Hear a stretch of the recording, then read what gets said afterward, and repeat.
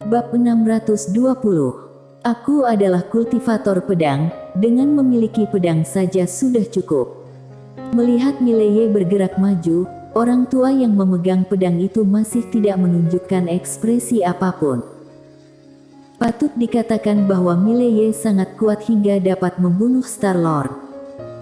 Namun, dia tidak sebanding dengan Star-Lord. Dia bukan hanya master alam kaisar sejati, tetapi juga Holy Swordsman Super. Baik di tingkatan alam atau di tau pedang, dia bisa menghancurkan Mileye. Pada saat ini, Mileye juga ingin berhenti, tetapi tubuhnya tidak lagi dikendalikan oleh kepalanya. Harus dikatakan bahwa niat pembunuhan dalam pikirannya telah menekan akal sehatnya. Garis keturunannya mempengaruhi kewarasannya dan dampaknya sangat besar. Dia tidak bisa mengendalikan dirinya sama sekali. Segera, Mileye datang ke depan orang tua itu dan orang tua yang memegang pedang itu tiba-tiba mengeluarkan pedangnya. Suara pedang Tao yang robek pun terdengar, kemudian sebuah cahaya pedang melintas di lapangan, pedang yang mendekati batas ekstrim. Tidak jauh. Mileye juga menebas dengan pedangnya, tetapi pada saat berikutnya, seluruh tubuhnya terbang dengan pedang dan kali ini, dia terbang ratusan kaki. Di tanah, tubuh Mileye berkedut untuk sementara waktu, tetapi dia berdiri perlahan lagi, kemudian dia perlahan berjalan menuju orang tua yang memegang pedang itu. Dia berjalan sangat lambat dan jiwa pembunuhannya tidak hanya tidak melemah, melainkan menjadi semakin kuat. Orang tua yang memegang pedang itu menyipitkan matanya dan ada niat membunuh di matanya. Pada saat ini, seorang gadis kecil tiba-tiba muncul di depan lelaki tua itu. Itu adalah Dina Zuo. Dina Zuo membungkuk sedikit kepada orang tua yang memegang pedang. "Halo kakek Leo King." Orang tua bernama Leo Siang itu melirik Dina Zuo, ekspresinya melembut, "Rupanya kamu." Dina Zuo menyeringai, "Kakek Leo, bisakah kamu memberikannya kepadaku?" Leo Siang memandang Mileye, dia. Dina Zuo mengangguk, "Iya." Leo Siang menggelengkan kepalanya, "Orang ini berbahaya." Dina Zuo berkata dengan tegas, "Dia cacat sekarang dan dia sama sekali bukan lawanku." Berbicara tentang ini, dia ragu-ragu, kemudian berkata, "Dia mencuri pisauku sebelumnya, aku ingin membalas dendam padanya." Leo Siang memandang Dina Zuo, "Kamu ini, jika kamu tidak memiliki pemikiran-pemikiran itu, kamu pasti sudah lama berada di peringkat dewa." Dina Zuo mengedipkan matanya, "Apakah namaku belum ada?" Leo Siang terdiam, "Apakah dirimu sendiri tidak mengetahuinya?" Dina Zuo berkata dengan sungguh-sungguh, "Aku selalu mengira namaku ada di dalam sana." Leo Siang. Pada saat ini, Dina Zuo berkata lagi, "Tidak masalah dengan ada namaku di sana atau tidak. Di kerajaan dewa ini, siapa yang tidak tahu tentang aku?" Leo Siang tersenyum sedikit, "Aku masih punya urusan yang harus dilakukan, jadi aku tidak akan berbicara omong kosong denganmu. Ingat, orang ini berbahaya, berhati-hatilah, lebih baik hancurkan dia sebelum membicarakannya." Setelah berbicara, dia berbalik dan menghilang ke langit. Dina Zuo buru-buru berkata, "Kakek Leo, apakah kamu tidak menginginkan menara kecilnya yang gelap itu?" Di kejauhan di langit, sebuah suara datang, "Aku adalah kultivator pedang, dengan memiliki pedang saja sudah cukup, tidak membutuhkan yang lain." Di bawah, Dina Zuo melihat ke langit dan berkata dengan lembut, "Untungnya, aku bukan kultivator pedang." Setelah dia selesai berbicara, dia berbalik untuk melihat Mileye tidak jauh. Pada saat ini, Mileye telah berjalan beberapa meter di depannya. Melihat Mileye, Dina Zuo tersenyum dan saat berikutnya, dia melangkah maju dengan memberi pukulan, yang mengenai wajah Mileye. Mileye langsung jatuh ke tanah dan pada saat yang sama, seluruh wajahnya langsung membengkak. Dina Zuo membawa Mileye dengan satu kaki dan berjalan ke kejauhan.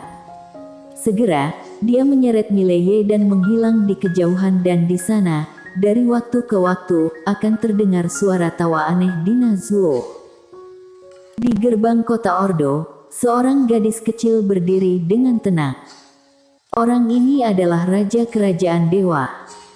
Di belakang gadis kecil itu terdapat banyak master Kerajaan Dewa. Melihat kota Ordo, gadis kecil itu berbisik, sementara menetap di sini. Pada saat ini, Heni Nangong yang berada di samping gadis kecil itu tiba-tiba berkata, "Yang mulia, orang-orang dari aliansi Ordo dan keluarga Tang telah melarikan diri ke Laut Mitian. Tidak ada gerakan dari klan Siluman dan kota Senwu." Gadis kecil itu berkata dengan pelan, "Kirim seseorang untuk memburunya dan bunuh mereka semua." Heni Nangong ragu-ragu untuk berbicara. Gadis kecil itu berkata, "Berbicaralah." Heni Nangong membungkuk sedikit, "Yang mulia, kita telah menduduki 3 dunia tandus dan sekarang tidak pantas untuk membunuh." Gadis kecil itu berkata, "Lanjutkan." Heni Nangong berkata dengan sopan, "Kita perlu membeli hati orang sekarang. Jika kita melanjutkan penindasan berdarah, banyak orang akan merasa tidak tenang, terutama beberapa kekuatan di dunia kecil, karena mereka semua merasa dirinya dalam bahaya. Ini bukan tujuan awal kita. Tentu saja, aliansi Ordo dan kekuatan keras kepala lainnya tidak boleh dilepaskan, tapi kita bisa tetap menggunakan rencana awal, di mana yang bersedia menyerah tidak akan dibunuh. Hanya dengan cara ini, akan lebih banyak orang yang tidak akan memilih terus melawan." Gadis kecil itu terdiam.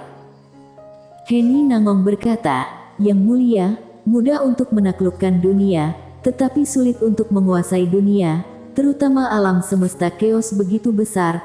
Jadi kita harus lembut dan juga keras, di mana terkadang kita harus berhati besi, tetapi terkadang juga harus berbaik hati." Gadis kecil itu mengangguk, "Boleh."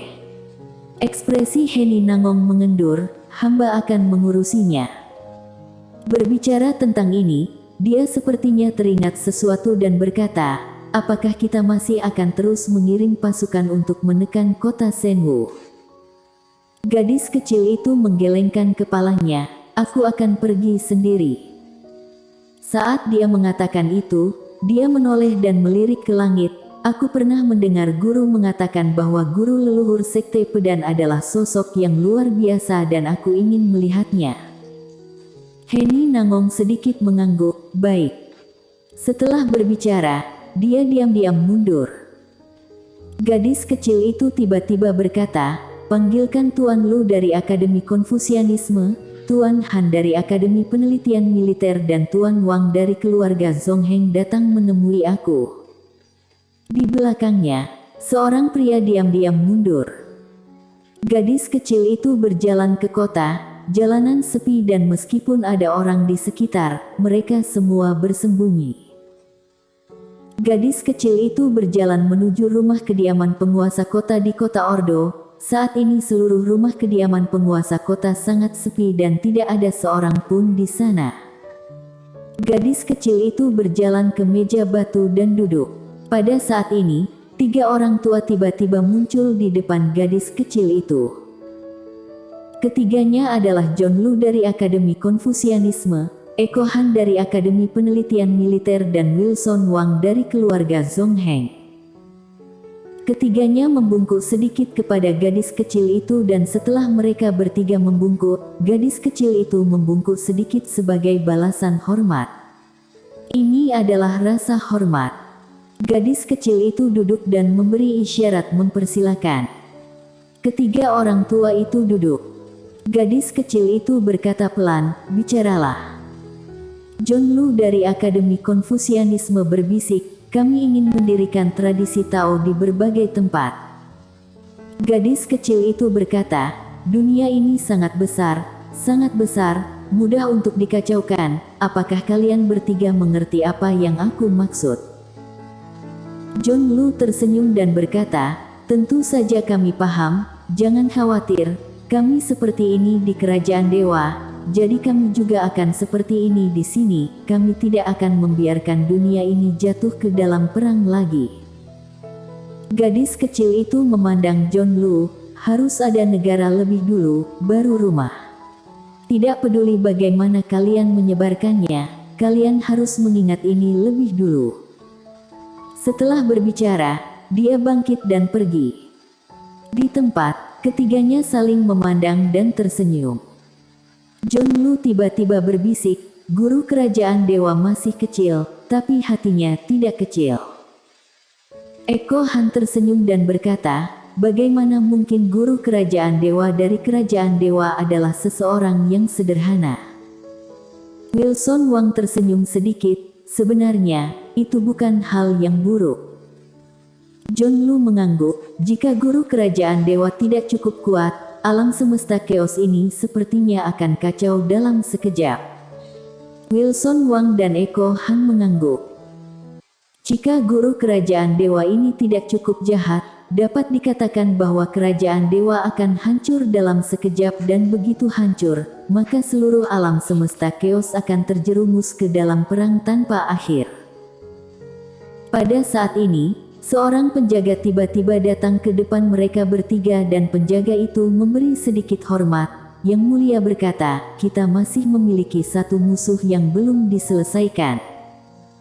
Mendengar ini, ekspresi mereka bertiga menjadi serius pada saat yang sama. Ada musuh yang lebih kuat yang belum diselesaikan. Di suatu tempat di hutan lebat, Dina Zuo menyeret Mileye perlahan melewati hutan. Dina Zuo hari ini sangat senang, senyum di wajahnya seperti bunga yang mekar. Akhirnya kultivator pedang yang tidak tahu malu ini tertangkap. Dina Zuo menyeret Mileye untuk waktu yang lama dan akhirnya, dia datang ke sebuah kolam air, dia meletakkan Mileye di tanah, kemudian mulai melepas pakaian Mileye. Bersambung.